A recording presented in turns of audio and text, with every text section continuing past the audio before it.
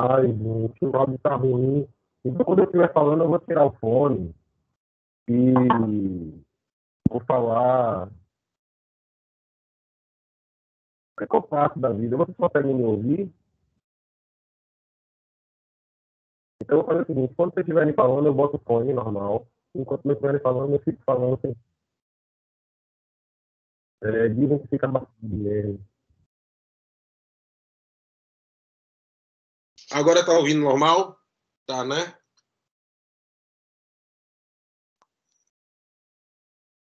Pronto, agora vai ficar assim. Aí quando eu parar de falar, aí eu vou desligar meu microfone e vou botar esse negócio aqui para escutar vocês. Beleza? Afinal, os nossos capítulos sempre funcionam com bons debates. E como eu estava falando, eu vou botar até para gravar, já botei para gravar já. Então, o aquilombamento digital é resultado aí de uma pesquisa realizada por Gabriel Soami, que eu tive o prazer enorme de orientar, porque eu vinha estudando tecnologia, né, no doutorado, e especificamente me reconheço como um cara negro dentro da UNEB, né, porque eu tive uma história aí de construção identitária dissociada do debate sobre raça, né. Eu fui criado em um bairro de classe média e eu sempre fui o único preto do rolê, e dentro da minha casa a gente não conversava muito sobre esses aspectos, apesar de sofrermos, né, claramente distinções assim, em algumas circunstâncias por causa de ser um menino negro. Mas por outro lado também utilizava isso como como um atributo interessante assim na minha vida, porque sempre quando eu percebia que alguém tinha expectativa mediana em relação a mim, eu botava, né, me esforçava bastante para ser diferente e geralmente conseguia. Então, esse trabalho com Gabriel Soami foi um trabalho de TCC que foi feito na UNEB, foi convidado para se transformar em um livro, né, por Jorge Hilton, que é um cara fantástico, que foi o cara que trouxe o hip hop para a Bahia, que tem uma editora, que é a JV Publicações, e a partir disso daí a gente publicou aquilo no Momento Digital. Teve uma versão que a gente encontrou alguns erros, e agora essa versão aí é uma versão mais recente em que a gente consertou alguns erros e tá aí para o mundo pensar sobre esse conceito, né? Sobre isso que está acontecendo, que nada mais é do que um momento histórico após a colonização da cabeça dos brasileiros e brasileiras a partir de um referencial exclusivamente hegemonicamente eurocentrado, né? Eu não falo nem de branco, eu acho que resumia ao fenótipo é um equívoco, apesar de, na rua, antes de me procurarem saber meu nome, já fazem um screening que eu sou, né? E eu acredito que isso não acontece apenas comigo. Eu sou o Rasta, isso é massa, eu ando na rua, às vezes, o Rasta! Pelo menos ser Rasta, entre algumas personalidades da vida da rua cotidiana é legal. Aparentemente tem uma expectativa positiva, mas sabemos que isso não é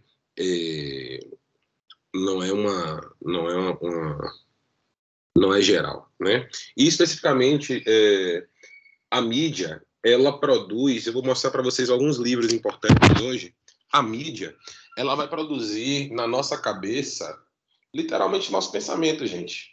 Eu sempre brinco com vocês com a história do Neymar, né? E especificamente a história do Neymar é só para mostrar para vocês que nós funcionamos como um computador em que existe input cognitivo, simbólico, e a gente pensa coisas. Por isso que fake news funciona. E aí, esse livro aqui, O Momento Digital, ele vai mostrar para a gente como estamos em um momento de curva histórica associado com a formação de identidades, a assimilação de identidades, a partir de uma pequena mudança que foi a penetração de tecnologias na vida cotidiana. Uma vez que a mídia de massa, que bom que eu derrubei todos os meus livros, enquanto a mídia de massa, que é aquela que simplesmente a mídia de massa que é aquela que simplesmente descarrega um conjunto simbólico para que outras pessoas pensem, né, passa a perder espaço para uma mídia online, que é aquela em que muitas pessoas produzem muitas coisas, favorecendo aí que eu descubra referências sobre como é ser eu em outro corpo, como é ser uma pessoa como eu, como é ser Carla Cotirene, Milton Santos, referências que pessoas negras não tinham, né? Enquanto a hegemonia do país sempre foi os elementos simbólicos da Rede Globo, da Rede Record, da Bandeirantes. Então, a partir, né, da penetração dos dispositivos móveis, nós encaminhamos aí para um processo em que nós produzimos, todas as pessoas de todos os grupos sociais produzem conteúdos, né? Surge aí uma emersão é vir para cima, né? Emergir, uma emersão dos grupos de minoria hegemônica, não vou chamar nem de minoria social, mas de minoria hegemônica. Hegemonia tem a ver com poder, e faz com que nós comecemos a nos organizar, nos pautar a partir de novas referências, que eu chamo no texto lá com o Gabriel de reflexividades, que é um conceito do Anthony Giddens, um sociólogo. E, especificamente, o aquilombamento digital é um fenômeno importante para discutir racialidade. Por que identidades raciais? Porque o aquilombamento é um processo epistemologicamente negro, né? Porque os quilombos eram organizações sociais que se organizavam para promover identidade, segurança, né? e vida, né?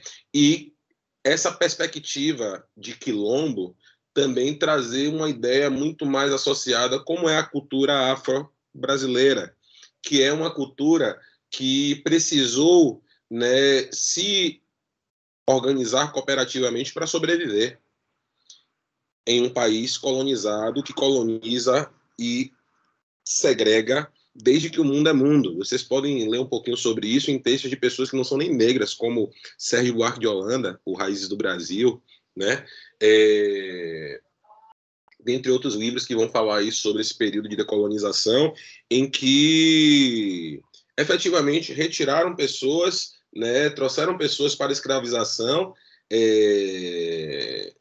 dissociando elas de qualquer tipo de identidade, colocando elas no espaço geográfico em que elas não conheciam, com pessoas que elas não conheciam, né? E que, especificamente em Salvador, Bahia, elas conseguem se organizar a partir de uma prática religiosa que por muito tempo foi negada como uma coisa do capeta, que foi alguma coisa... Gente, o capeta é uma criação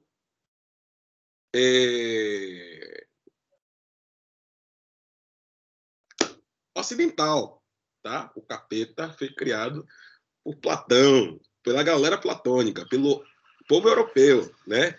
Então, o povo negro se organizou cooperativamente a partir, sobretudo, do candomblé, né? Que foi uma religião criada em Salvador, criada em território baiano, como possibilidade de assimilação identitária e de manutenção de saúde mental.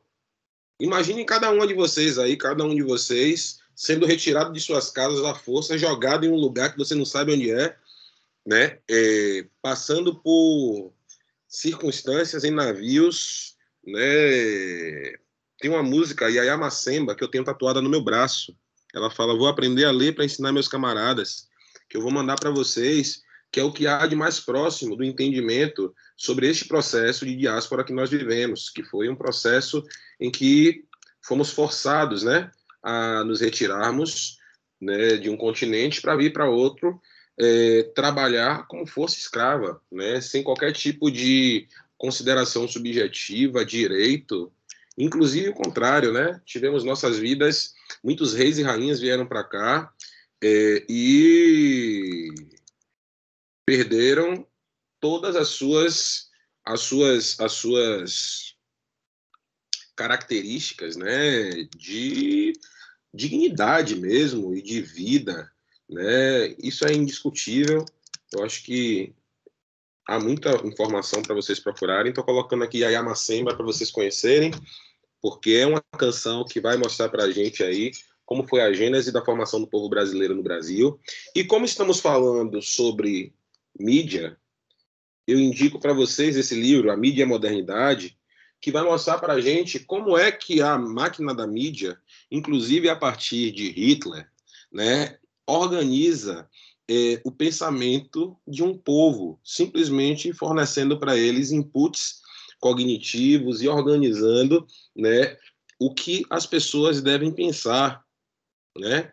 E a gente pode observar como a mídia, que é ainda muito recente, se vocês pensarem que o rádio tem 120 anos, os outros tipos de mídia de massa têm um pouco menos de idade, tem um pouco mais de idade que minha avó, que tem 101 anos, é muito recente, gente. Então, a mídia passou a penetrar os espaços sociais e passou a promover informações produzidas por uma pessoa ou por um conjunto aí de pessoas que tinham algum tipo de interesse ou algum tipo de desinteresse, né? E no Brasil, até final aí do século passado, nós tínhamos referências associadas com pessoas negras, com pessoas gays, com mulheres, que, de certa forma, mantinham uma conserva social em que os grupos que não estavam vinculados com o padrão normativo, branco, cis, né, determinavam o que era normalidade. Então, isso é uma parada muito louca, isso é uma parada revoltante, né? E, gradativamente, enquanto adquirimos um espaço de liberdade e democracia, porque agora todo mundo tem um negócio de um dispositivo móvel, ou é acessível, é mais acessível do que antigamente, nós temos a possibilidade de produzirmos, né? Produzirmos, cooperarmos, acessarmos, desenvolvermos conteúdos que representam os grupos sociais que vocês fazem parte. Inclusive, é justamente nesse processo em que existe uma descoberta muito forte do conceito de interseccionalidade. Não sei se vocês já ouviram falar. Alguém já ouviu falar em interseccionalidade?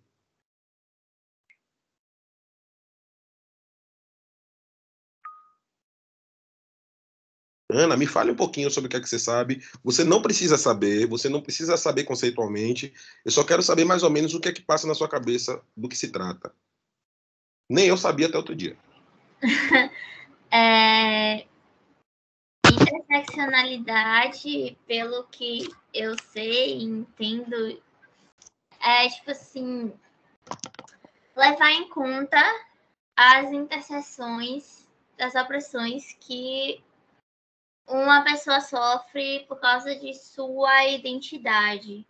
Então, por exemplo, uma mulher negra sofre machismo e racismo, porque ela é mulher e negra. Uma mulher branca sofre apenas machismo, porque ela é mulher branca, então ela não vai sofrer racismo. Então, o que eu entendo por interseccionalidade é entender de que ninguém é uma coisa só e que as pessoas não sofrem só uma coisa só por causa de suas identidades e saber essas distinções entre as pessoas. É isso. Top, muito massa. Você falou algumas coisas interessantíssimas e é por aí mesmo. E observe, Ana, que até 20 anos atrás, isso não era óbvio. Eu vou só trazer, porque eu peguei o livro da Carla Cotirene para ler e aprender um pouco mais sobre isso, para escrever aquele artigo que a gente mandou para vocês, que foi o Sorriso das Mulheres Brancas. A interseccionalidade é uma teoria e um método que indica para a gente que, antes de tudo, existe socialmente algum tipo de demarcação de características que definitivamente vão ter algum impacto sobre você. Como você falou para a gente aí, você falou que existe a característica de ser, por exemplo, você é uma mulher, e eu, pelo menos eu te identifico aqui como uma mulher negra, né? Você é uma mulher negra. Você está interseccionada por pelo menos duas características sociais que falam sobre você antes de você falar seu nome, né? E aí você vai mostrar para mim que a interseccionalidade nessa perspectiva está demarcada, antes de tudo, por gênero, depois por raça. Só que a Carla vai mostrar para a gente que classe também faz parte disso. E a gente pode perceber geração também. Como? Geração, deficiências, essas coisas. Não, foi um exemplo, não é só essas coisas, mas tem muito mais coisas que demarcam isso.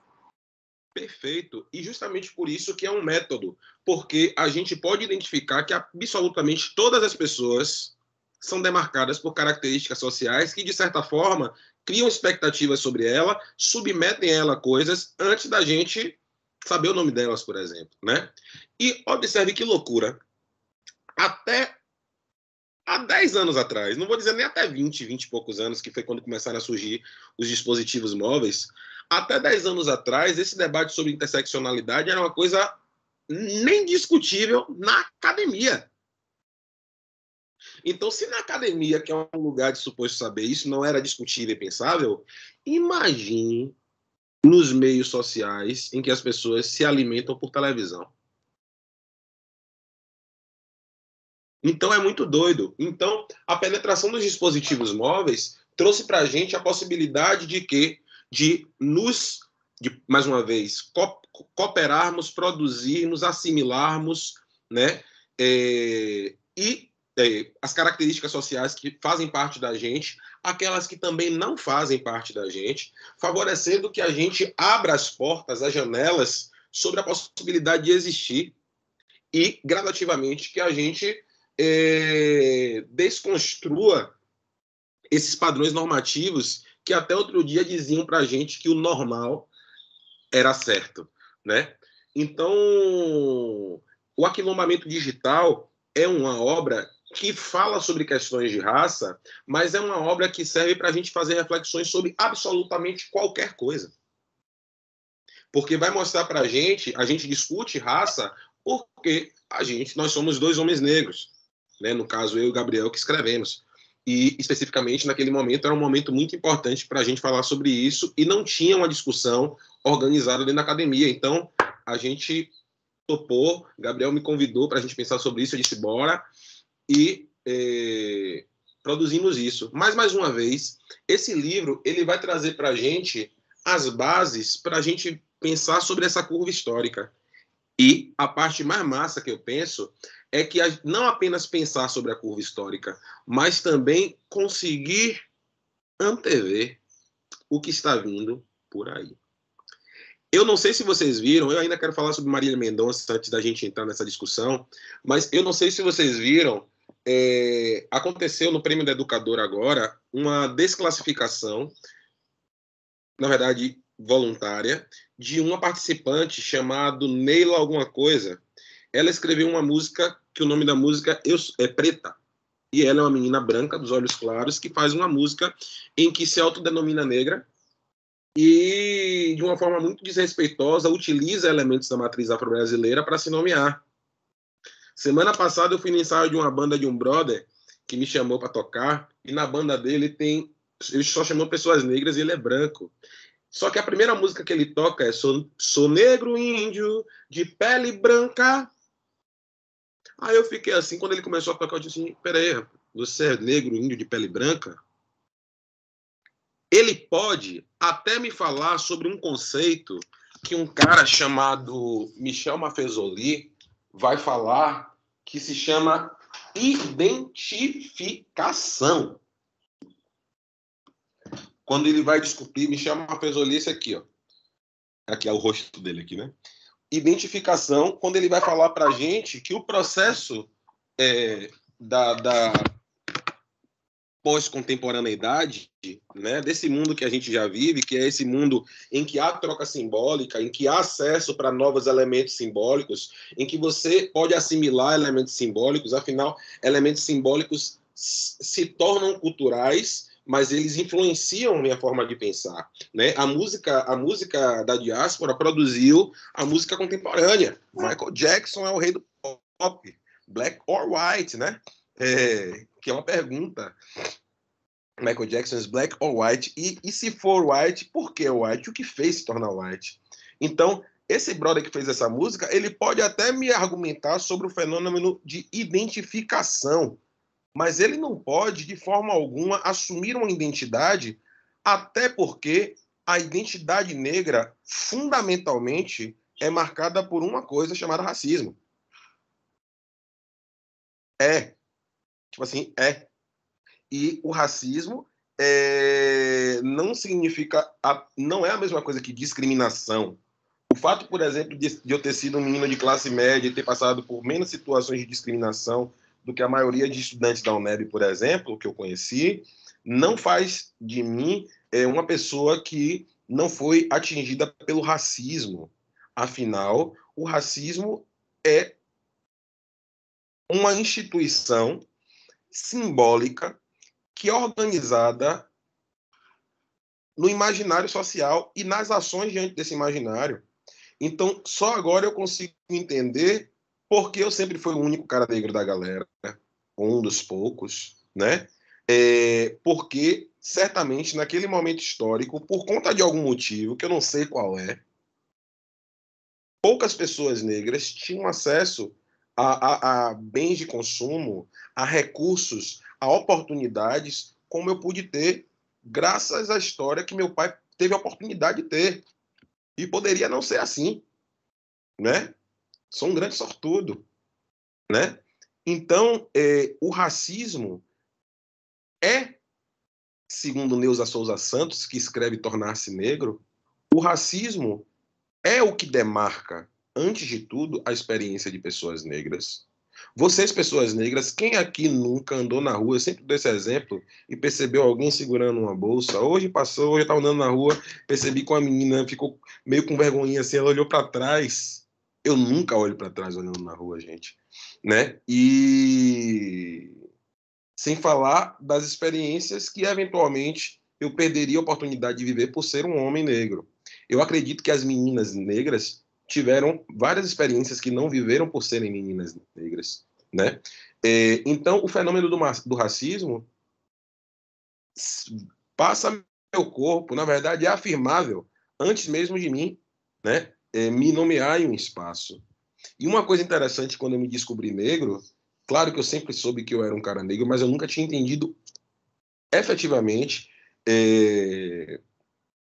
o sentido de, inclusive, não me entender como uma pessoa negra, não entender os elementos simbólicos que fazem parte de minha cultura, né? Não entender o que tinham de expectativa em relação a mim, né? Então, a expectativa que se tem em relação a pessoas como eu, antes de tudo, são expectativas de pessoas que sabem muito menos sobre a minha cultura, né? E muitas vezes são demarcadas por expectativas em que meu corpo é objetificado. Ainda mais as mulheres. Vamos lembrar da Globeleza? Vamos lembrar de Cirilo, o cara que era apaixonado pela menina loura rica?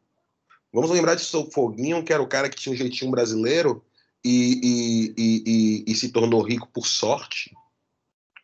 Então, pegando aqui Platão, que foi o cara que criou a cultura ocidental, Platão sugere na República que devem ser afastados aqueles que são os falsos poetas, porque os falsos poetas falam mentiras sobre os mitos, e também deveriam ser afastados os sofistas, que são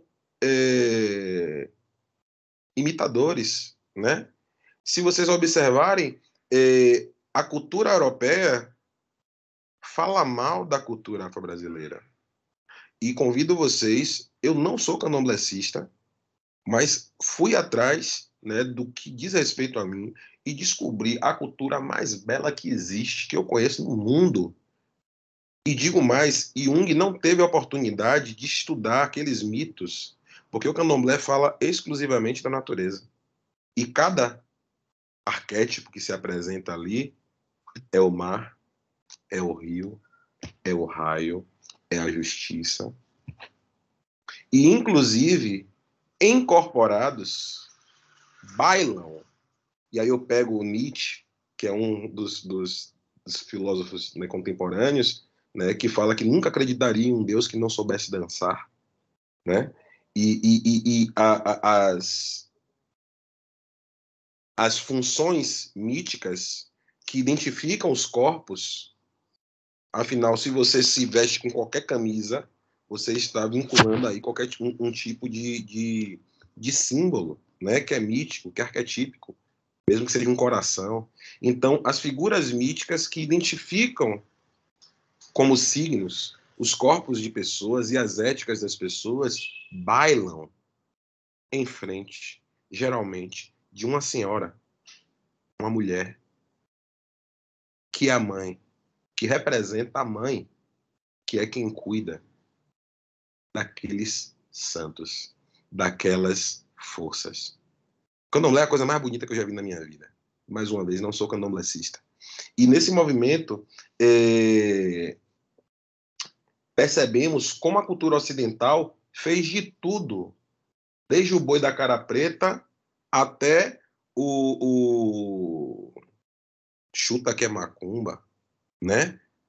E sempre, absolutamente sempre, vinculando elementos semióticos negativos ao que vinha, né, da matriz afro-brasileira, a nega maluca, né? Então, galera, pensar sobre a construção da identidade social no Brasil, antes de tudo, é uma ação de boa-fé e ética, porque permanecer no caminho da manutenção da moralidade e da normalidade é um aceitar-se em má fé, é aceitar não conhecer e não reconhecer uma história que criaram para prejudicar pessoas. E isso é muito sério. Então, esse momento histórico em que nós estamos vivendo, temos a oportunidade de nos identificarmos, nos percebermos, acessarmos referências, inclusive em lugares sociais muito interessantes que favorecem, inclusive, a promoção de uma coisa chamada autoestima. Então, foi isso que fizemos neste trabalho. Nós identificamos os canais de comunicação que estavam vinculados, né, que estavam sendo utilizados por estudantes, por 20 estudantes, e identificamos, né, o que está fazendo a cabeça dessa galera e, por acaso, submetemos essas pessoas a uma escala de autoestima, né? Uma escala de autoestima que indicou para a gente uma relação positiva da autoestima das pessoas que consomem esses tipos de conteúdos, esses tipos de páginas e perfis. O que indica para a gente aí uma excelente hipótese de que a assimilação cultural e identitária vinculada com a utilização de dispositivos móveis pode favorecer o processo de formação de ego e uma mudança histórica, uma reversão histórica, antes de tudo, na identificação de dentro do coração de pessoas como eu. Porque, desculpa aí, a galera que eu conheci a partir do momento em que eu percebi que eu não conhecia nada sobre negros, em que toda a minha formação identitária e acadêmica foi baseada em referenciais eurocêntricos. Na medida em que eu fui conhecendo essa galera, meu coração simplesmente brilha a cada momento em que eu vejo uma referência parecida comigo brilhando, né? E descubro que é muito mais comum e que, inclusive, essas pessoas são absolutamente fora da curva, né? E me representam. Um grande exemplo é o Milton Santos, que é um doutor honoris causa de mais de 50 universidades do mundo e que num Roda Viva eleva a discussão a um ponto em que as pessoas não conseguem acompanhar ele, é risível, né? O Carla Cotirene, Djalmila Ribeiro, e aí percebo a Orquestra Afrosinfônica, Leitieres Leite, que acabou de morrer com a Orquestra Rumpilés, e descubro que o que me falaram da timbalada era um equívoco, e descubro que a música afro-brasileira é um jazz absolutamente difícil de ser entendido, afinal são 3 atabaques tocando ritmos de um agogô. e que é de uma inteligência impressionante se entender ali. Aí encontro com um cara que eu conheço que toca jazz pra caramba e fala assim, eu não consigo entender, né, esse som. E aí eu percebo que eu consigo entender e ele não consegue entender porque ele funciona em uma lógica diferente, né?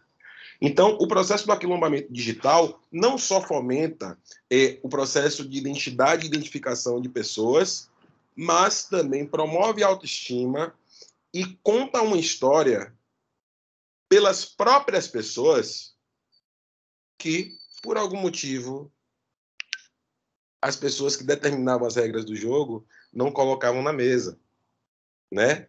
Sequestro, né, de um cultural, e inclusive roubavam essa cultura e diziam que era delas. Para quem não sabe, o rock and roll não foi produzido por Elvis Presley, nem pelos Beatles. O blues não foi criado por John Mayer, tá? Da mesma forma que a Axé Music, que vocês conhecem, de axé não tem quase nada, porque Durval Lelis não tem axé nenhum. Axé é o amém da cultura afro-brasileira. E Durval Lelis, com todo respeito a ele, que é um artista, mas no DVD Axé, ele fala declaradamente que a música que ele faz, ele fez para pegar meninas, né? Enquanto você vai ler, vai ver Yaya Macemba, você vai ver o Ile Aie com Carlinhos Brown tocando músicas que falam sobre coisas belas sobre o meu povo, tá? Só que a Asa de Águia produzia dinheiro, e esse dinheiro que ele produzia, inclusive, prejudicava, né, toda uma cultura do axé, do que é de axé, tá? Então, a forma como a cultura ocidental lidou com os elementos culturais afro-brasileiros foi de uma falta de cuidado similar ao processo de promoção de escravização. E a penetração de dispositivos na vida cotidiana tem favorecido, tem fomentado uma reversão histórica, tá? Que, fecha a fala, não começa em Vidas Negras Importam. Pelo contrário, Vidas Negras Importam foi a notícia que estava precisando acontecer, o evento, né, da morte do George Floyd, para mim, foi a notícia que estava precisando acontecer, afinal acontece todos os dias, para o irrompimento, né, de uma declaração internacional e pública sobre, né, os processos de racismo que acometem o mundo contemporâneo. Ponto. Alguém leu o primeiro capítulo, a introdução? Eu queria ouvir vocês.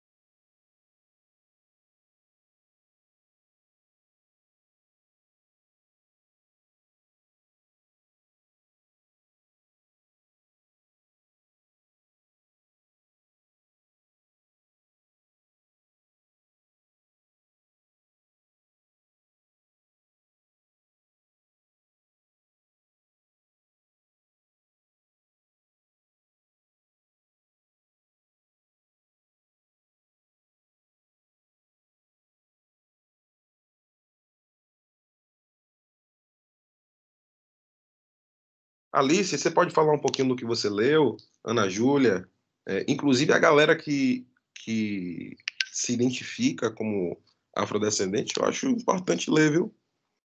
Mesmo. Então, vocês que leram, Maria, Alice, Ana, podem trazer comentários para que a gente alimente esse debate. Eu vou abrir aqui o livro no Atlas TI para a gente dar uma olhadinha, puxar uma frase ou outra e fazer esse bate-bola.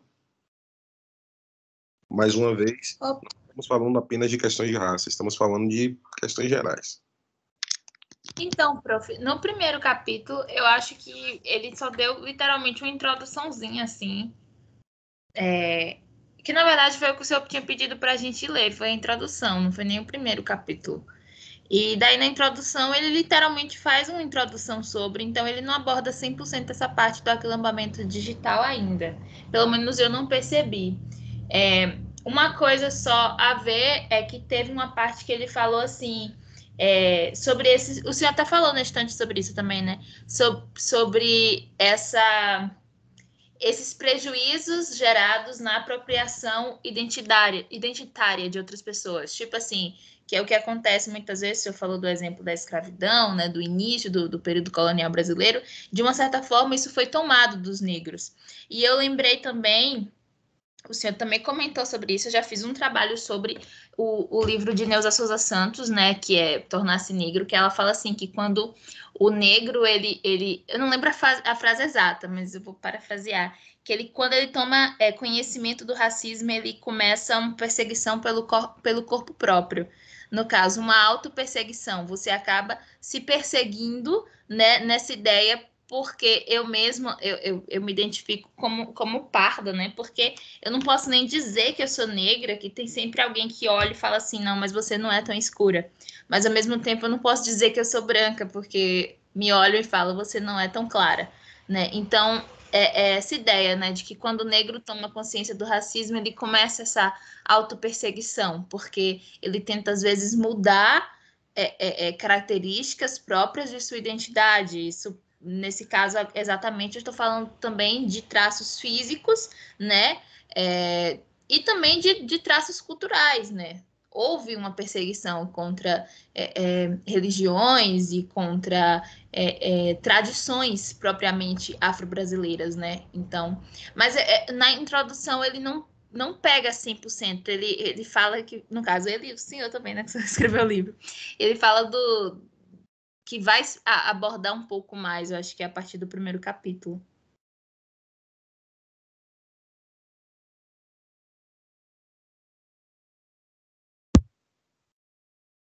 Que você falou, inclusive eu agradeço profundamente por você falar, porque você trouxe coisas muito importantes aí para a gente trazer à baila da discussão.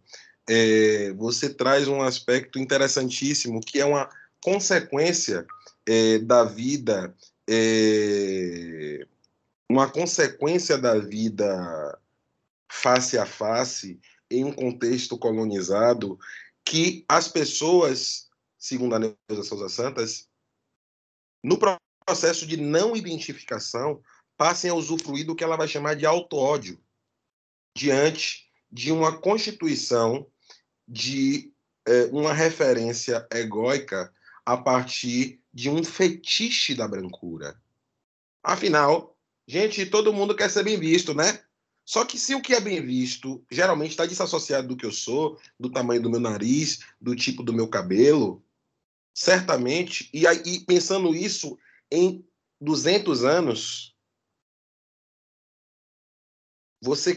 um período enorme de um fosso social, gradativamente faz com que sua mãe, seu pai, deseje que você acabe se vinculando com outro tipo de fenotipia para salvar as famílias. Então, a construção da identidade racial no Brasil, de pessoas negras, é pautada num processo de descriminalização estrutural, em que a promoção da autoestima dessas pessoas inexiste.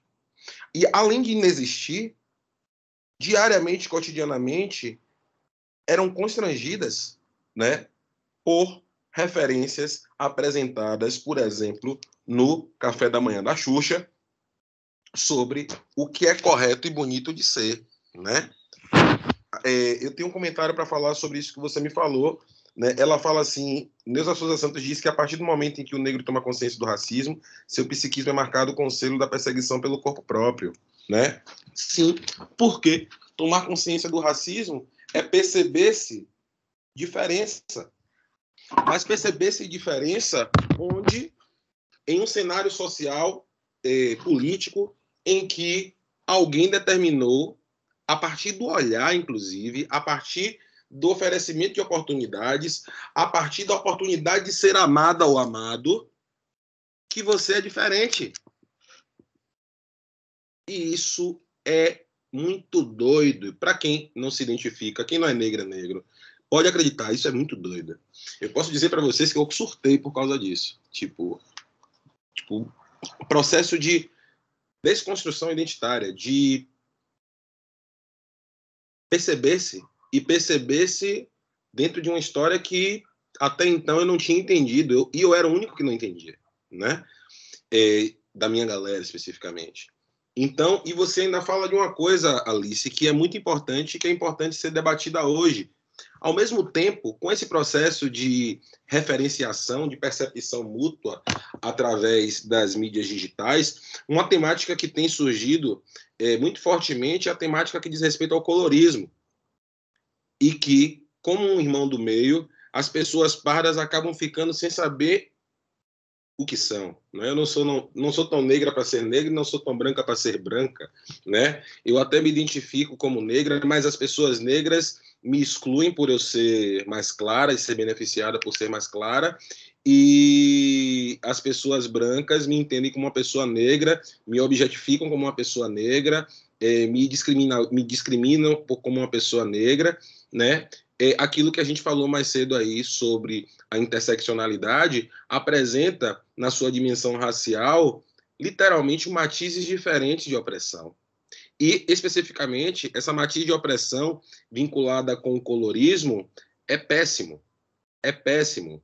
E submete pessoas como você a um não reconhecimento, a um processo de sensação de desvinculação, né? Eu conheço algumas pessoas que são pardas, bem pardas escuras, e que se sentem envergonhadas, né? Diante de pessoas negras, porque elas não são tão negras, né? Porém, todavia, contudo, existe na constituição fenotípica dessas pessoas traços que são traços como nariz, como cabelos, né? E penso que seria super interessante que as pessoas pardas conhecessem culturalmente a matriz afro-brasileira, porque aí é neste lugar do reconhecimento simbólico que as coisas acontecem, que o processo de identificação se consolida. E será excelente quando num país que 53% das pessoas são negras, que as pessoas que estão em cima do muro, as pardas, descubram que ser negro é massa.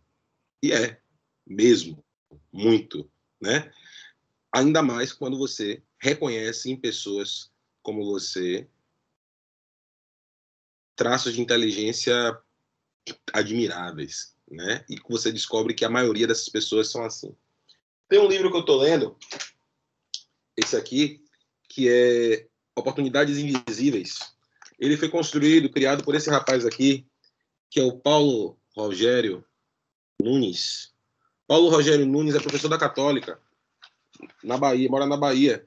E ele, nada mais, nada menos, foi convidado por Obama para sentar do lado dele em uma reunião do Instituto Obama aqui no Brasil, e foi convidado também para fazer uma palestra em Chicago para líderes de Estado, dentre eles o Príncipe Harry, essa galera toda aí, né? Estar diante dessas pessoas, de pessoas como esse, ou então de pessoas como Bárbara Carini, que fizemos uma live na semana passada com ela lá no Psicologia e Pesquisa Negra, que criou esse livro e que hoje recebeu a notícia de que o livro dela está entre os finalistas do Prêmio Jabuti, que é um prêmio muito importante, né? Estar diante dessas pessoas é mobilizador, é descobrir que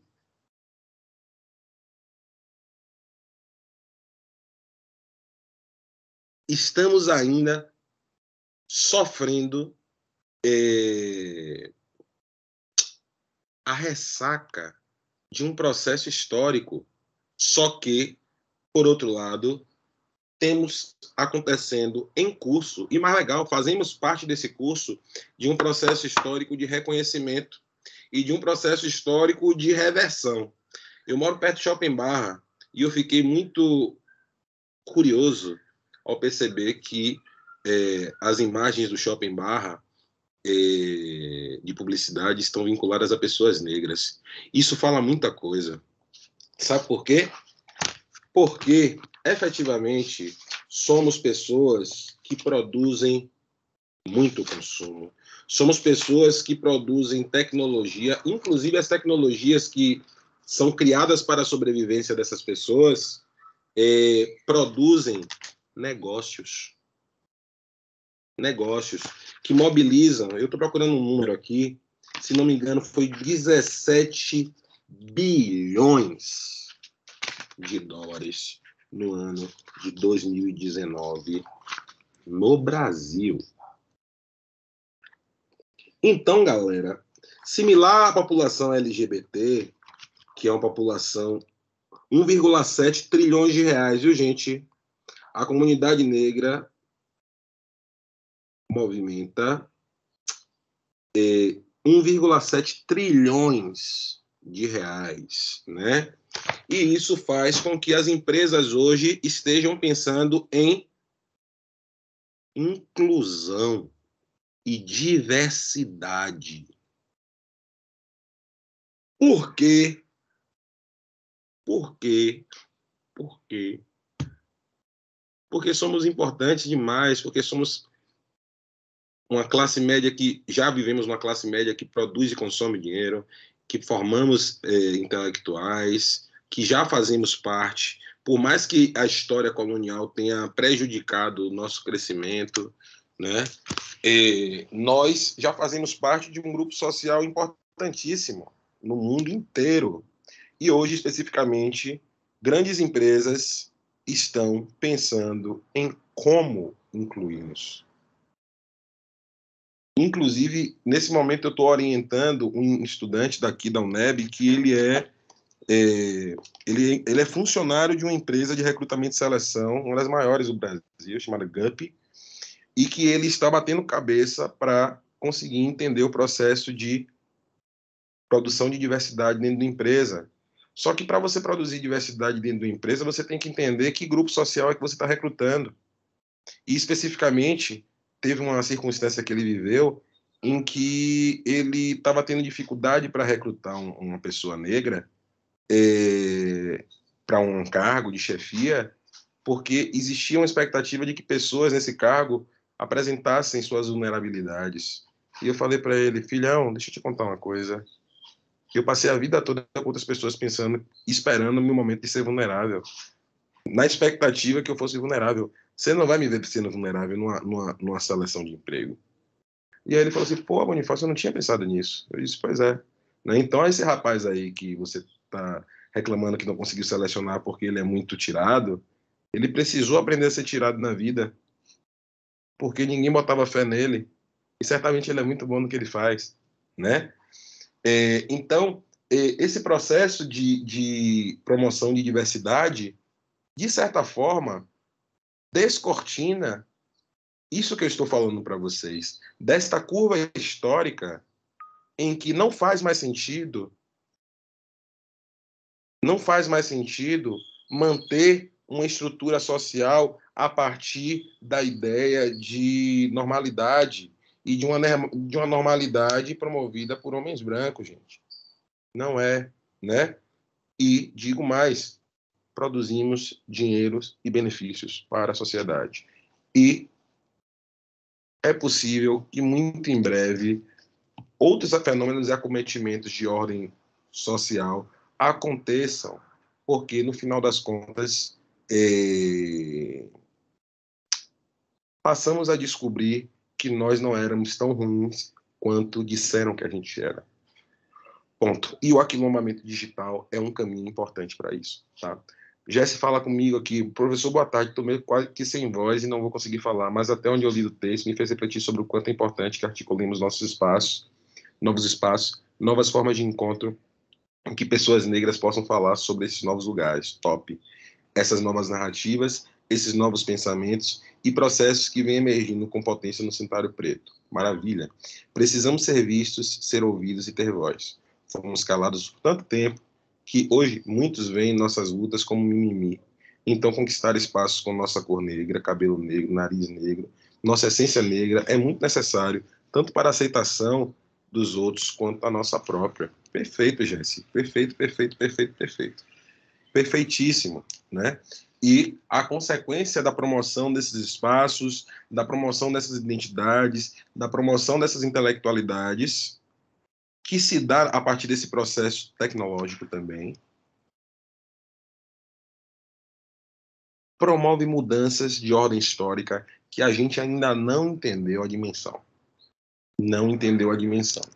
Eu vou voltar aqui para um textinho muito bom que você falou, top demais. Como é que eu boto uma curtida aqui?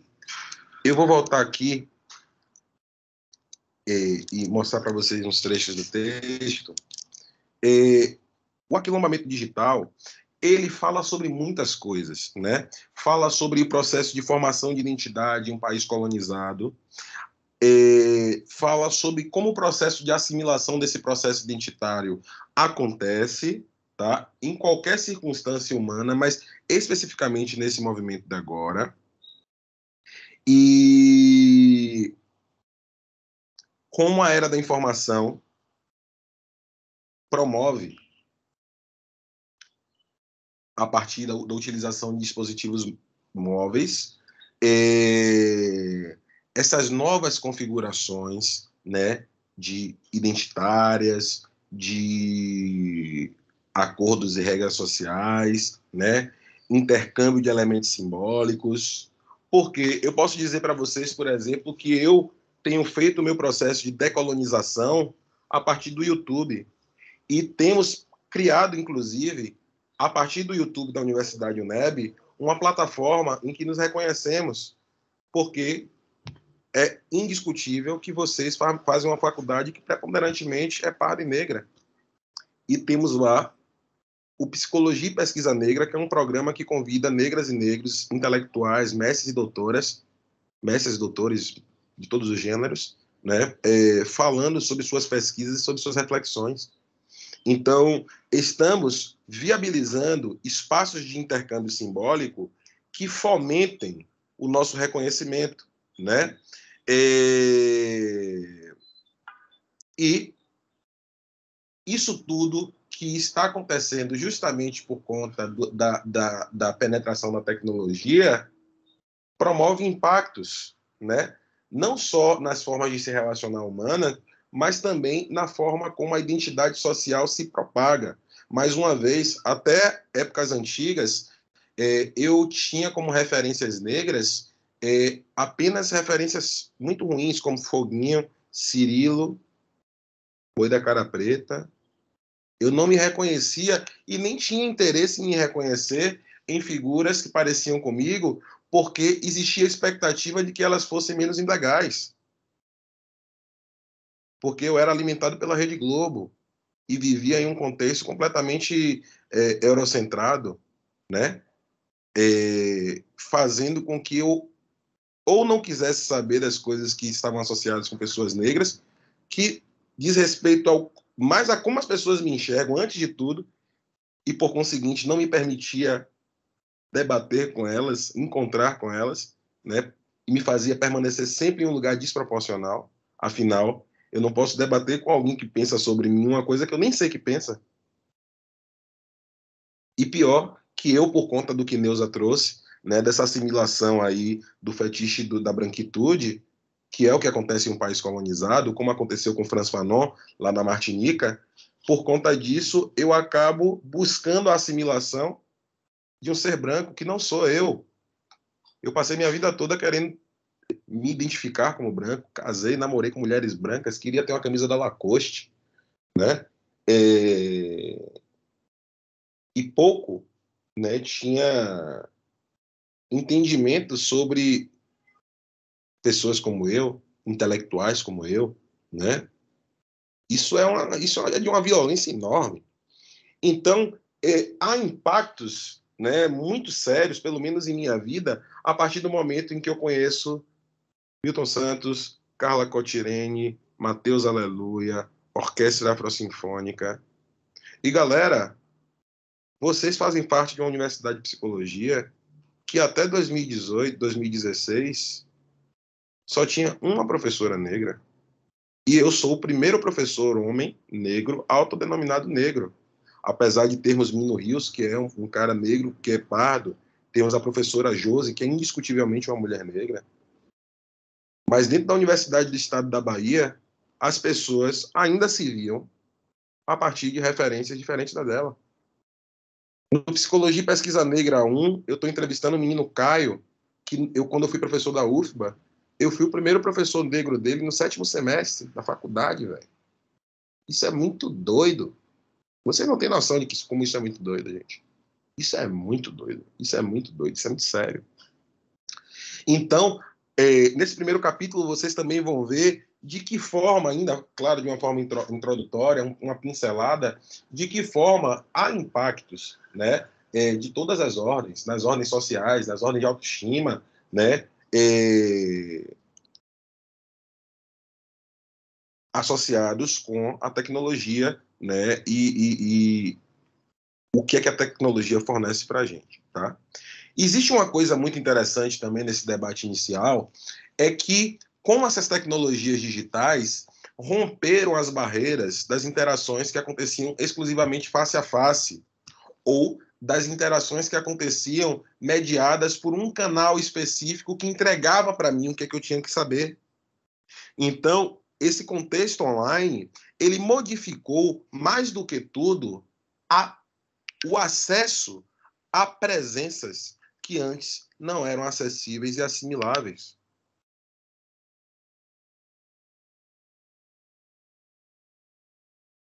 Mostrando para a gente que estamos reorganizando o nosso processo identitário a partir de uma regra completamente diferente de existir social e que influencia sobremaneira nos aspectos psicológicos das pessoas.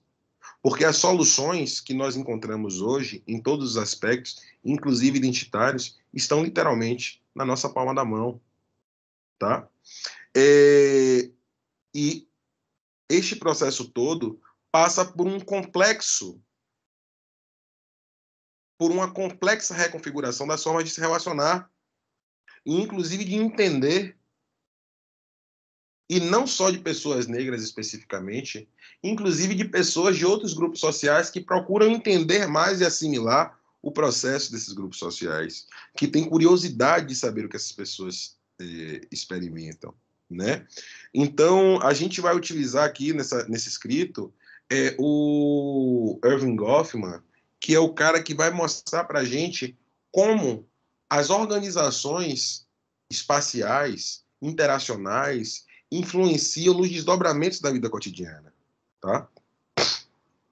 E como, a partir do incremento, penetração desses dispositivos móveis, a nossa forma de apresentar-se, a promoção de fachadas, por exemplo, já discutimos sobre fachadas sociais em outros textos, é reconfigurada também. E é reconfigurada também justamente porque utilizamos uma infinidade de recursos para nos identificarmos, para nos apresentarmos, né, como os filtros do celular, como a linguagem que é utilizada numa descrição, como as roupas que são apresentadas, os turbantes. No Sorriso das Mulheres Brancas, vocês veem que as mulheres negras são apresentadas com elementos estéticos diferentes das mulheres brancas, né? E como, nesse momento, isso se apresenta como um elemento identitário que não precisa ser constrangível, enquanto dificilmente você veria, exceto na TVE, há 10 anos atrás, há 15 anos atrás, a apresentação de uma mulher com esses elementos de cor, de estética. Vocês assistiam Valéria Valença dançando pelada, pô. Na tela da TV, no meio desse povo, a gente vai se ver na Globo, né? Então, essa mudança das possibilidades de interação social, de apresentação de si, de formação de grupos sociais, tem viabilizado, né, mudanças que são muito importantes na assimilação de elementos simbólicos. Então, entendam que não é apenas, eu poderia resumir aqui no momento digital como, é o fenômeno que acontece porque as pessoas estão se vendo pelo celular. Mas não é.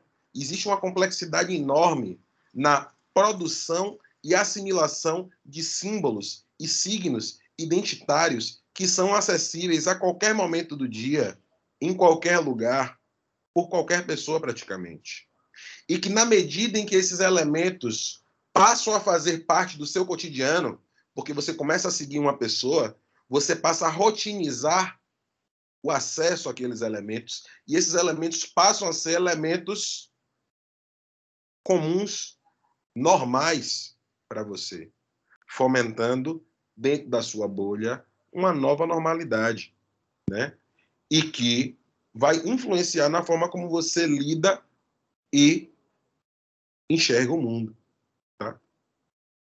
Então, é esse o papo que a gente está discutindo aqui, apesar de ser, né, sim, ainda é uma introdução aqui nessa primeira parte do livro. Cada parágrafo desse daqui é uma tese que traz muita informação, né, para vocês e que desdobram aí uma possibilidade bastante significativa de reflexões sobre como o fenômeno da penetração dos dispositivos móveis, né, estão vinculados com novas assimilações identitárias e, por conseguinte, a um processo que eu vou chamar de revolucionário dentro de um país que é predominantemente, hegemonicamente, né, racista, tá? Enfim, então é isso aí que eu trago aí como uma reflexão, né, sobre essa primeira parte do livro.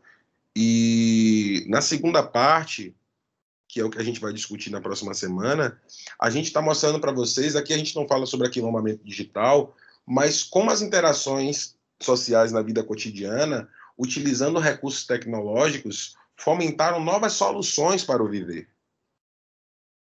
E é entendendo essas novas soluções para o viver, a partir de aplicativos, por exemplo, a partir de fenômenos sociais, que nós vamos conseguir entender tudo o que está acontecendo, tá?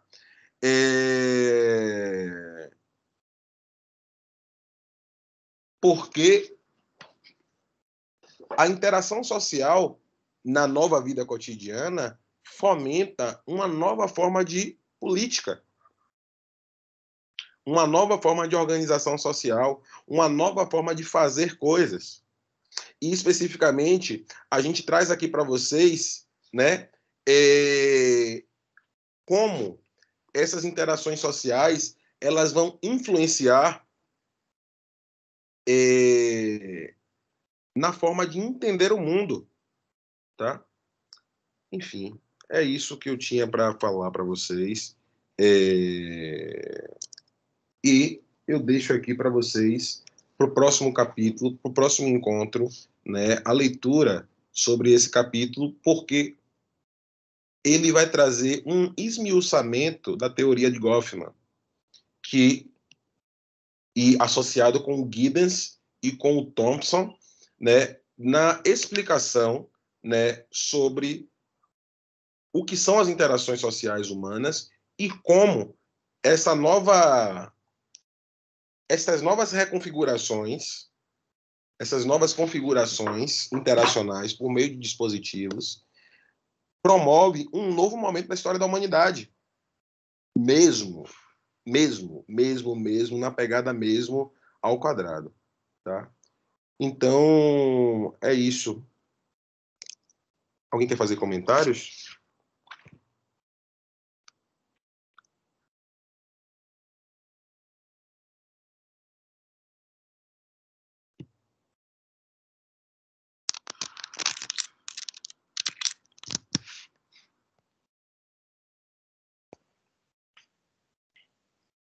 Dou-lhe uma, dou-lhe duas.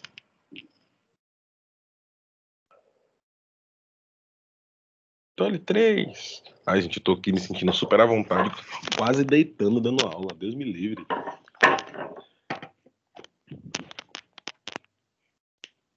Bom, então, sobre o aquilombamento digital, a gente fica por aqui hoje, mas eu queria ouvir de vocês sobre a morte de Marília Mendonça. O que é que foi que rolou? Tem alguém aí? Não é possível que isso vai passar em colo. Oi, Oi. Começou a zoada. Ai, desculpa. Eu pedi para vocês para falarem sobre o que aconteceu com a morte de Marília Mendonça. Que fenômeno foi esse? Não, foi simplesmente triste, né? Era uma artista que praticamente todo mundo conhecia e cantava muito, né? Os corações da gente. Eu praticamente ainda não tô acreditando porque eu gostava muito dela. Eu fiquei muito abalada com isso.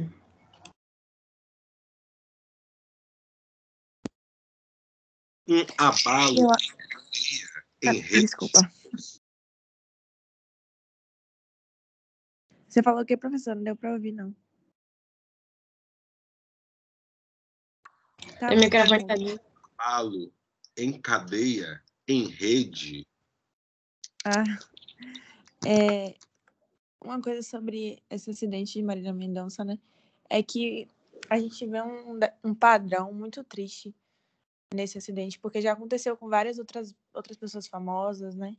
Ou, enfim, pessoas que estão no quesito famoso, que eu tô querendo dizer, mas que estavam assim no auge, por exemplo, o caso dela, de Gabriel Diniz, sei lá, Mamonas Assassinas, Chapecoense, e foram tragédias muito parecidas.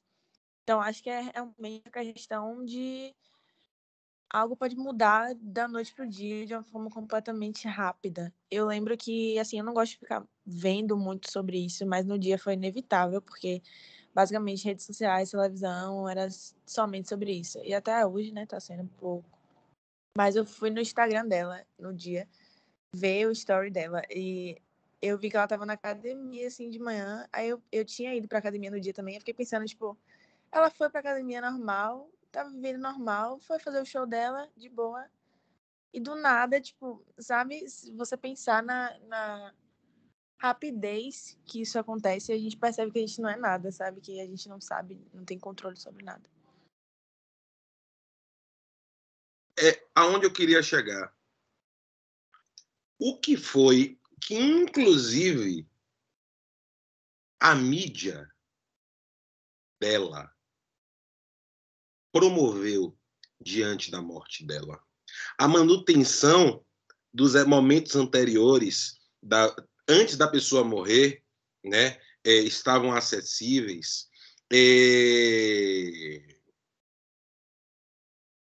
A promoção de informação sobre a morte dessa pessoa manteve-se acessível, promoveu arenas de debate, promoveu programas de televisão, promoveu um acometimento em rede. Eu acho que venderam muita coisa para vocês nesse período sem vocês perceberem. Faz sentido ou é loucura minha?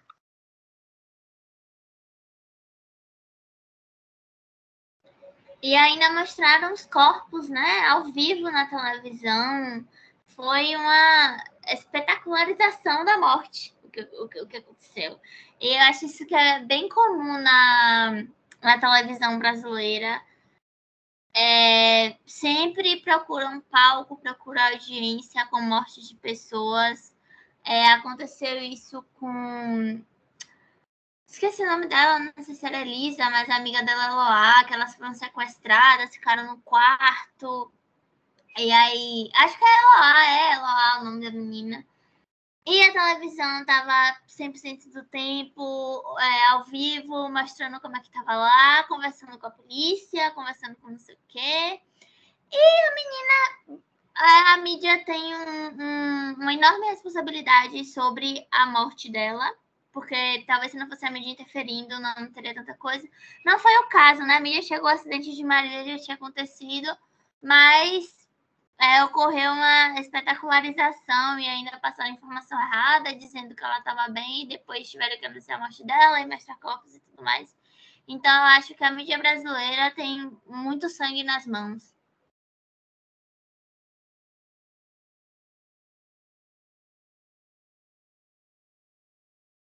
Queria falar só mais uma coisa rápida, porque eu já falei, mas não, porque baseado no que a Ana Ju disse, e eu fiquei lembrando que, tipo assim, é uma competição louca, tipo, você vai mudando os canais quando acontece uma tragédia dessa, e sempre a emissora quer estar na frente da outra para passar a informação em primeira mão, sabe? Tipo, todo mundo quer passar a primeira entrevista com o ex-marido dela, ou todo mundo quer passar a primeira imagem do corpo dela, sabe? E quando você para pensar que é realmente uma vida que foi perdida, no caso 5 vidas, né, que foram perdidas, mas é uma tragédia muito grande e realmente, como a Ana Ju falou, meio que se torna uma mercadoria tudo isso, sabe, uma audiência. Então, até que ponto os programas pararem tudo para homenagear ela é realmente somente uma homenagem e até que ponto eles realmente querem audiência, porque é o que está sendo falado no momento, né? Aí fica esse debate. E, como eu falei, às vezes as pessoas nem se preocupariam tanto em dizer só querem dizer a primeira informação e talvez não busquem se é realmente a fonte mais confiável possível, mas sempre a necessidade de trazer a informação primeiro. E eu vi que estava tendo uma discussão no Twitter mesmo sobre a entrevista do Fantástico, porque eles entrevistaram Murilo Huff, que é o ex-marido dela, e, tipo assim, no dia seguinte, sabe, ele tava nitidamente super abalado, obviamente que ele concordou, então, por isso que ele tava ali, mas é uma questão de respeito do luto que foi muito rápido e, enfim.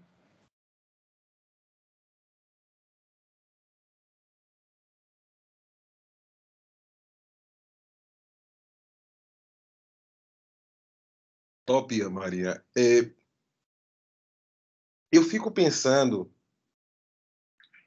o que é... Primeiro, eu fico assustado porque estamos vivendo novidades. E se o comportamento social diante de uma novidade, uma influenciadora que se vincula, e quando eu falo sobre vínculo, eu falo sobre uma relação de afeto a várias pessoas, o que é que a morte ou qualquer acomedimento, como aconteceu com Paulo Gustavo, gera? Gera um processo catártico de luto em cadeia, em rede, que pode produzir coisas muito boas, reflexões. Eu vi um monte de gente, né, procurando pessoas que estavam brigadas porque refletiram sobre a possibilidade do morrer, né? Mas efetivamente produz um processo psicológico individual e em cadeia.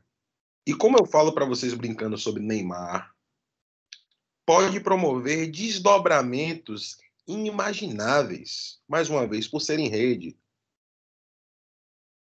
que pode gerar muita coisa, né? Então, eu vi no acometimento de Marília Mendonça algo similar ao que vocês não viveram, que foi na morte da princesa Diana, que a Rede Globo, que as televisões fizeram processos similares,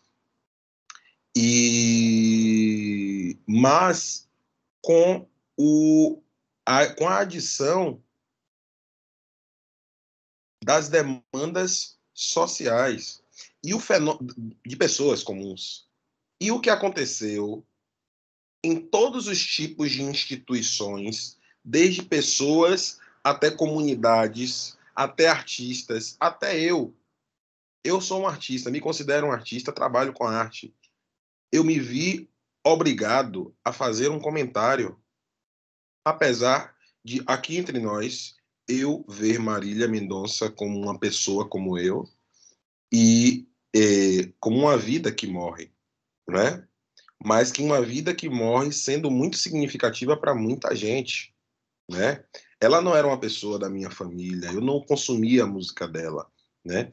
Mas me vi por fazer parte do mesmo grupo social dela, que é um grupo de artistas, diante de todos os artistas que eu conheço, estarem fazendo algum tipo de comentário, obrigado a falar sobre. E não falei, né? Mas eu senti, dentro daquele enredo social, uma sensação de obrigatoriedade que, caso não fosse realizada, poderia ser entendida como uma falta de educação, caso eu não falasse sobre aquilo na minha plataforma, né? Na minha rede, que é o lugar, como vocês viram uma das primeiras aulas nossas, né? Que é um lugar de apresentação do que me representa. Então, onde eu quero chegar? Observem que há desdobramentos sociais de ordens inimagináveis, desde pessoas comuns, que são fãs, e que passam a se sentir em luto com a perda de alguém significativo para elas, porque eram fãs, aos artistas, né, que fazem parte de um grupo social profissional, em que vem acontecendo uma tendência comportamental e que dentro dessa tendência comportamental se sentem impelidos a fazerem também. O que eu mais vi foi de artistas que eu conheço dizendo assim, olha, eu não ouvia muito o som dela, mas sei que ela é uma mulher que é muito importante para a história da música, né? Vi intelectuais que certamente não escutam Marília Mendonça fazendo considerações sobre o papel dela no gênero, né, nas discussões de gênero, né? Vi instituições de produção de informação produzindo conteúdo para dar suporte à curiosidade das pessoas, para produzir dinheiro, óbvio, e visibilidade, audiência. E o mais interessante, observei o como. Observei o como. E observei o como da assessoria de comunicação dela, que, com todo o respeito do mundo, manteve, seja por conta da comoção das pessoas, seja por uma inaptidão, seja sem querer, manteve nos stories, que é uma narração de história, literalmente, a narração do fim da vida de uma pessoa. Desde o momento em que ela existia, até o momento em que ela não existia mais. Eu também fui lá no stories dela ver. Por curiosidade e por considerar esse aspecto. Deixa eu ver o que é que o povo da comunicação dela está fazendo. Né? Então, houve, e inclusive fui ver na timeline dela o que estava rolando. Né? E observei que nas últimas publicações, nas últimas 3 publicações, você tinha uma quantidade inimaginável de comentários. E nas posteriores tinha, tipo, 1/10, né? Ao mesmo tempo, isso fala para mim como a contação de histórias é volátil também, né? E como, ao mesmo tempo, é significativa. Porque talvez, eu estou aqui refletindo com vocês, talvez a escolha de manter os stories dela viva antes pode ter sido uma decisão editorial de quem faz a assessoria delas, né? Que certamente eram pessoas que estavam muito tristes no momento. Ou não, porque poderiam nem conhecer ela. Pode ser aquele brother que ela paga ali. Tem um amigo meu que faz o material de sertanejo, a parte de publicidade, não conhece ninguém, não tem nenhum tipo de relação afetiva, né? O Igor Andrade.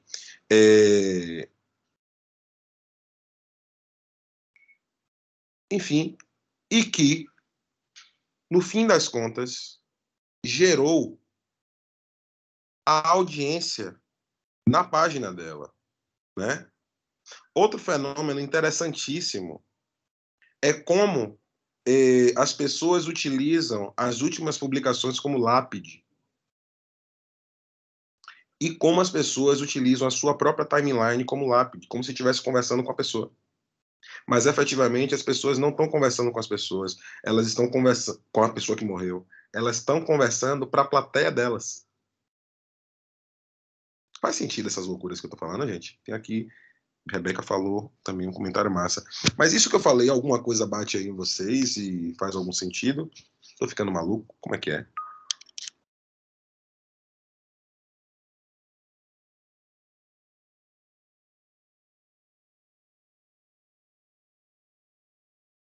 Professor, rapidinho, é uma coisa que eu fiquei questionando depois que você falou sobre isso. Mas é porque depois que a gente se acostumou e se inseriu nessa mídia e tudo mais, e tá tão acostumada a expor a vida inteira nas redes sociais, meio que, tipo assim, quando a pessoa faz aniversário, você sente a necessidade de dar parabéns na rede social. Quando a pessoa morre, muita gente também, não é todo mundo, mas sente a necessidade de fazer alguma declaração na rede social, que é um pouco ainda mais estranho, porque a pessoa não vai ver, né, já que ela faleceu.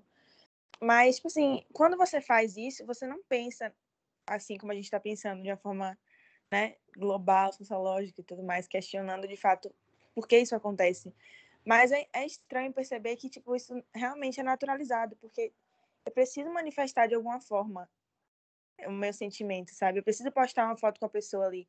E se algum dos famosos que era amigo dela não postarem, eles vão ser criticados de alguma forma, porque talvez eles não sentiram tanto, não estão sofrendo do mesmo jeito, enfim. Como isso é cobrado hoje em dia e como a gente sente a necessidade intuitivamente, não sei explicar, tipo, é uma coisa muito se tornou natural. Isso, Maria, diz respeito a ser social. Aquele nosso primeiro texto, em que eu trago uma discussão sobre a teoria da estruturação, ela mostra para a gente como nós aprendemos a sermos sociais, como as tendências do comportamento executado e percebido, aquilo que eu posso explicar e fazer rotinizadamente, fazem eu entender e assumir formas de comportamento, como você falou e também como eu falei. A gente está aprendendo a botar a mandar parabéns para quem a gente não conhece, né, no dia do aniversário, ou fazer postagens representativas, sinalizando que nós fazemos parte de um grupo que fala sobre aquele assunto que está em voga. Isso é ser social. Não sei se vocês lembram um dia que eu falei sobre eu estava no Rio Vermelho e eu vi um vendedor de amendoim e o cara que vende a lindinha debatendo futebol. Ó, você viu meu time, ó, detonou o céu. Aí o outro, nada a ver, não sei o que lá, não sei o que lá. Eles estavam conversando sobre alguma coisa que eles podiam conversar, sobre um assunto que colocavam eles dentro de uma arena em que eles performavam para alguém e por performar para alguém se tornavam sociais, né? Eram vistos por uma plateia e naturalmente passavam a fazer parte de um grupo que pensa mais ou menos sobre determinado assunto, né? Então, existe muita coisa nesse papo que está pavimentando o nosso comportamento à frente e que continuará. Eu ainda vejo pessoas achando que a coisa da tecnologia, internet, é uma coisa que vai passar. Não vai. Vai se reconfigurar e vai expandir, sempre. Mas esses comportamentos que acontecem em rede social, que estão acontecendo agora, são o primeiríssimo estágio. É uma infância do comportamento do mundo à frente, pô. E a gente precisa começar a prestar atenção nesses fenômenos, né? Para a gente entender aonde a universidade, para onde a humanidade está indo, como ela está se encaminhando. Deixa eu dar uma lida aqui no que a Rebeca trouxe. Ela falou assim, além dessas questões de fluxo de informações sobre as mortes, sobre o acidente em si, que infelizmente muitos usam para a própria audiência, sem respeitar o luto, uma coisa que eu vi bastante foi pessoas querendo visibilidade usando músicas ou vídeos relacionados à própria Marília. Gente que nunca tinha escutado as músicas ou que nunca tivesse gostado da cantora, postando e repostando coisas, simplesmente para participar do fenômeno pela visão deles. É meio que vou registrar que eu fui, que eu tava. Perfeito, perfeito, perfeito, perfeito. É similar a isso. Eu faço parte disso. Não vou julgar as pessoas dizendo que elas são insensíveis, mas o fenômeno social está aí. E o fenômeno social convida a gente para fazer parte. Eu fui. Hashtag, né? Não julgando pessoas que simplesmente postaram, porque realmente sentem mesmo não tendo uma proximidade com o ramo das vítimas. Mas o tanto de gente que ganhou visibilidade fazendo outras coisas e usando as músicas como plano de fundo, só porque era assunto do momento, foi surreal, ridículo demais. Pois é. E tem uma outra coisa aí bacana, Rebeca, que você me fala, que tem aqui nesse livro, como o fenômeno da apresentação de si em redes sociais promover uma sensação de proximidade com as figuras que a gente segue, né? E a sensação de proximidade geralmente está vinculada com uma sensação de afeto. Mas detalhe, aquela pessoa que está do outro lado nem sabe que você existe. Isso é muito doido. Isso é pior do que gostar daquela pessoa que não gosta de você, né? Que acontece muitas vezes nas relações românticas. É doido, é doido. Fala, Naju. Outra coisa que aconteceu também foi todo mundo ficar postando a vida é um sopro. Acho que foi a frase que eu mais vi na morte de Marília Mendonça, foi essa. E aí eu vi um negócio falando assim, todo mundo postando, viva hoje, ame hoje, nanana. Gente, é uma morte. Não é para ensinar nenhuma lição pra gente, não. É uma morte. É que nem a pandemia que a gente... Enfim, ia falar doida, mas não sei se é a melhor palavra, a gente sem noção.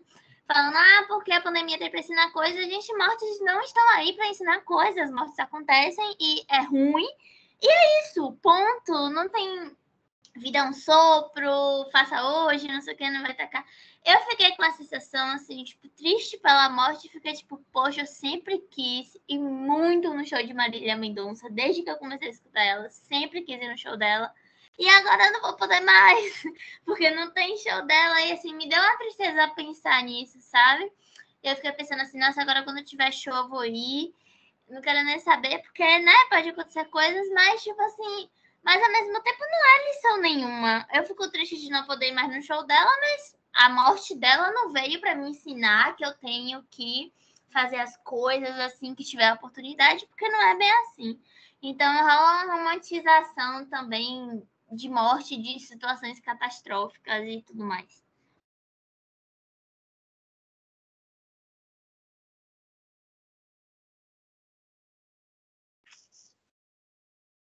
Eu não vou comentar nada. Fala, Eduardo, tá contigo. Professor, também eu queria falar também sobre esse assunto, porque eu também era muito fã dela, assim, eu gostava muito, inclusive eu tive a oportunidade de ir pro show dela, e foi muito massa, assim, tipo, ela anima bastante, as músicas eu sempre escutei desde pequeno, assim, e, enfim, eu sempre segui ela no Instagram, né, tem alguns famosos que eu sigo no Instagram e tal, e eu já seguia ela antes de tudo isso acontecer, e aí eu, né, quando aconteceu, eu fui no Instagram, né, pra ver o que é que ela tinha postado, né, que o povo tava comentando e tal, e aí eu vi que ela tava com 36 milhões de seguidores, né? Era o número de seguidores que ela tinha. E aí eu fui olhar aqui agora, ela tem 41,2 milhões de seguidores. Então as pessoas simplesmente começaram a seguir ela depois da morte dela. E, tipo, como se agora fosse adiantar de alguma coisa, né? Tipo, você querer. É meio que querer provar que você gostava dela, que você querendo seguir ela agora. Sendo que quando ela tava viva, você não tava fazendo isso, né? E, obviamente, né, seguir não é demonstrar que você gosta ou não. Tem muitos artistas que eu escuto e que eu não sigo no Instagram, eu sigo quem eu quiser seguir mesmo. Mas eu fiquei impressionado como ela tem que morrer pra você ter que, sabe, seguir ela no Instagram pra dizer que você tá sentindo alguma coisa, ou sabe, que você tava ali envolvido naquela história, sabe? Eu achei bizarro, porque, tipo, agora ela não vai ter nenhuma postagem no Instagram dela, né? Provavelmente, acredito eu. Não vai ter mais nada, então você não tem porquê, né, seguir agora, né, depois. E eu fiquei besta com isso, só. Eu queria comentar, que eu achei bizarro.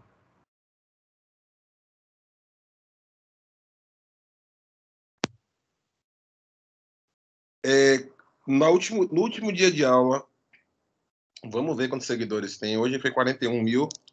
Espera que eu vou olhar aqui. Eu entrei agora para ver. Inclusive, tô seguindo, deixei de seguir. 41,2 milhões.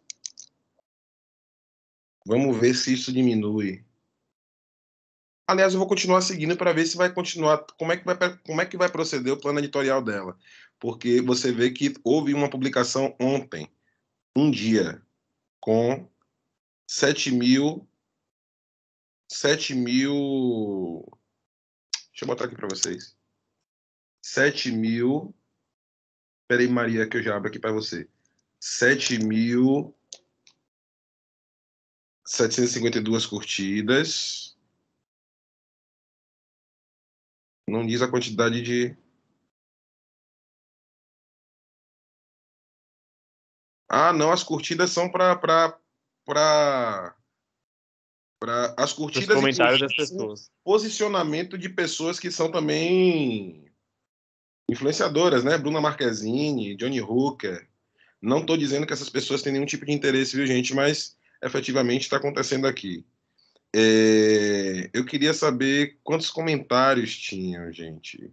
Mas, enfim, ó, tem uma publicação ontem, tem uma publicação há 3 dias, e aqui foi ela indo.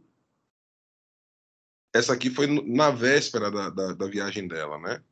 E se você observar, eu acho que pelo celular dá para ver melhor. Vocês vão observar que as publicações do topo, obviamente, têm menos informações, menos comentários que as publicações de baixo.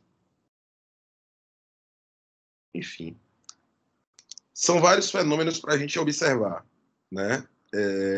Mas não se assustem, né, se isso indicar uma tendência. Fala, Maria. Tô falando demais já, mas não necessariamente discordo. Na verdade, não discordo, mas eu queria só trazer uma coisa a mais sobre o que a Ana Ju falou. Porque, assim, também não acho que é um aprendizado, também não acho que é bom de nenhuma forma uma morte de alguém. E acho que a frase "a vida é um sopro" realmente é um clichê, porque falaram disso na morte de MC Kevin, de Gabriel Diniz, e, assim, virou meio que um lema que quando acontece isso, as pessoas têm que trazer à tona de novo. E se você não repostar no story e escrever isso, você meio que tá de fora do assunto. Mas, de qualquer forma, eu acho que, como o senhor falou, assim, trouxe algumas reflexões boas no quesito você parar para pensar, como você falou, pessoas que pediram perdão às outras, enfim. De qualquer forma, a morte, ela é relevante porque é a vida, né? A vida é relevante porque é a morte. Então, quando a gente percebe que é tão rápido e que pode acabar a qualquer momento, a gente tem esse choque de realidade. E como ela é uma pessoa totalmente influente, a gente estudou isso bastante, de como as pessoas que são influentes na mídia afetam a nossa vida. De qualquer forma, a morte dela, ou se fosse algum outro tipo de acidente, iria trazer algumas consequências na gente. E eu acho que há consequências negativas, e o fato de ser uma morte é 100% negativo, mas, de qualquer forma, essas reflexões, individualmente falando, eu acredito que trazem algumas coisas do tipo refletir que a vida realmente é curta e que refletir que a vida é um sopro, por mais clichê que seja, mas e que realmente a gente precisa, né, aproveitar e entender a relevância da vida. Enfim.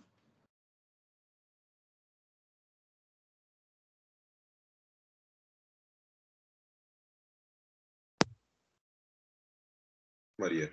E completamente coerente e representa, da mesma forma que o comentário de Ana Ju trouxe aí uma representação de um grupo, você também traz outro que também é super coerente, né? E todas as pessoas que fizeram que entraram na manada do repetir "a vida é um sopro", também representam grupos sociais, né? Então, vamos olhar os fenômenos como fenômenos sociais, né? E para a gente entender o que pode acontecer e qual o sentido disso que acontece, né? Para essas pessoas que são acometidas, que são convidadas a entrarem em uma arena, né, sobre um assunto, que geralmente é o que acontece.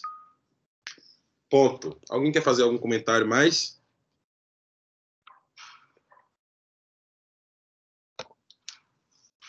Então, terminamos por aqui hoje. Trocamos uma ideia aí sobre aquilombamento digital brevemente.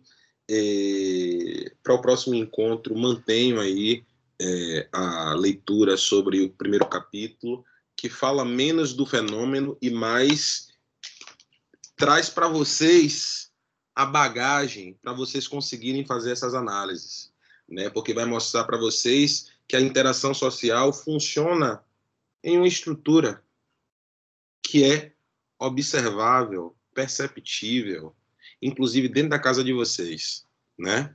em que existe sempre atores e plateias.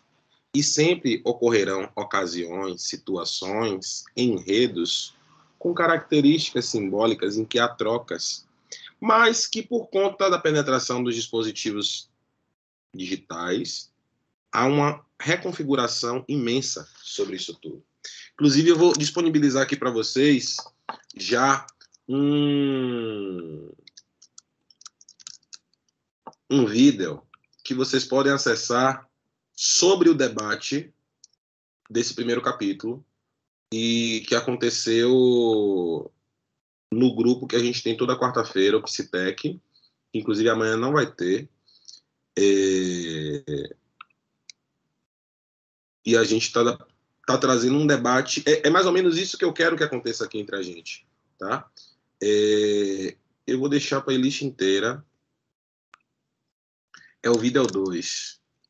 Nessa discussão estou eu, professora Dora, que é da UFES, Ângelo, que é está se formando aqui na UNEB, Laura, que é uma estudante fantástica, e tem o Igor, que foi vice-presidente da LADIX, Liga Acadêmica de Análise de Dados. Né? Então, no primeiro vídeo, a gente está debatendo o aquilombamento digital, né, como a gente discutiu hoje. No segundo vídeo, a gente está discutindo aí a vida cotidiana e as interações sociais, né, e a tecnologia. Tá? Então, deixo para vocês aí o primeiro capítulo e a audiência desse vídeo para a gente dar uma pirada aqui no próximo encontro. Ok, meu povo? Deixo abraços, né, para vocês e é sempre bom estar com vocês. Até a próxima. Valeu. Tchau. Falou, Gustavo. Tchau, Rebeca.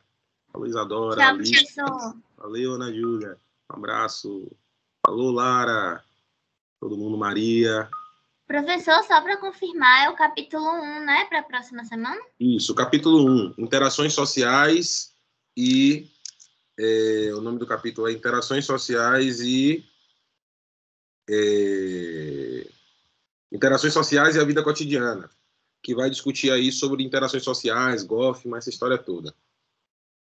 Certo, vai fornecer para vocês aí a base para vocês pensarem, tá? E aí, nesse texto, no vídeo 2, a gente está debatendo também esse mesmo capítulo. Aí você pode, antes de vir para cá, dar uma passada lá para você dar uma pirada boa. Certo, obrigada. Tchau, até semana que vem. Até a próxima semana. Falou.